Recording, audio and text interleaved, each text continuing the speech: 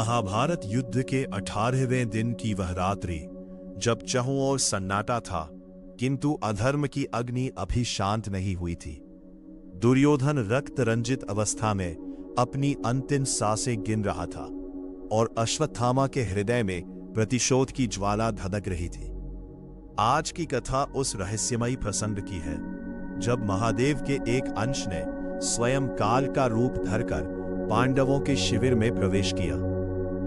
अश्वत्थामा, कृपाचार्य और कृतवर्मा के साथ एक वट वृक्ष के नीचे विश्राम कर रहे थे। वहां उन्होंने एक उल्लू को रात्रि के अंधकार में कौवों का संहार करते देखा। यहीं से अश्वत्थामा के मन में सौप्तिक युद्ध, सोते हुए शत्रुओं पर आक्रमण का विचार उपजा। किंतु पांडव शिविर के द्वार पर एक दैवीय शक्ति पहरा दे रही थी, एक विशालकाय, तेजोमयी और भयानक पुरुष जिसकी देह से अग्नि प्रज्वलित हो रही थी।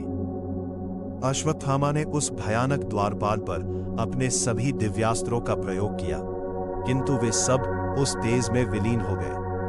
तब अश्वत्थामा को बोध हुआ कि यह कोई साधारण योद्धा नहीं, बल्कि स्वयं महादेव की माया है। अश्वत्थामा ने वही रथ से उतरकर भगवान शिव की स्तुति प्रारंभ की। उन्होंने स्वयं को पशु बलि के रूप में अग्नि को समर्पित करने का निश्चय किया। अश्वत्थामा की अगाध श्रद्धा और तपोबल को देख भगवान शंकर प्रसन्न हुए।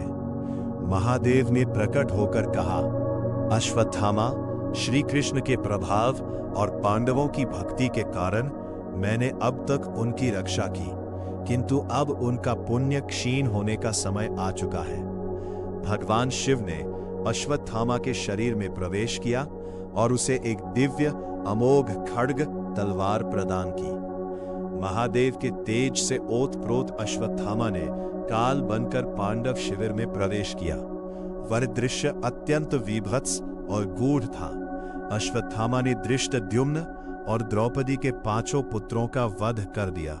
उस रात्रि जो हुआ वह केवल एक प्रतिशोध नहीं था, बल्कि काल का वह चक्र था जिसे स्वयं महाकाल ने अनुमति दी थी। इस कथा का गूढ़ अर्थ यह है कि जब समय काल विपरीत होता है तो रक्षक भी मौन हो जाते हैं। अश्वत्थामा को शक्ति तो मिली, किंतु उस अधर्म के कार्य ने उसे अनंत काल तक भटकने का श्राप भी दिलवाया। महादेव की यह लीला हमें सिखाती है कि भक्ति का दुरुपयोग अंततः विनाश की ओर ही ले जाता है।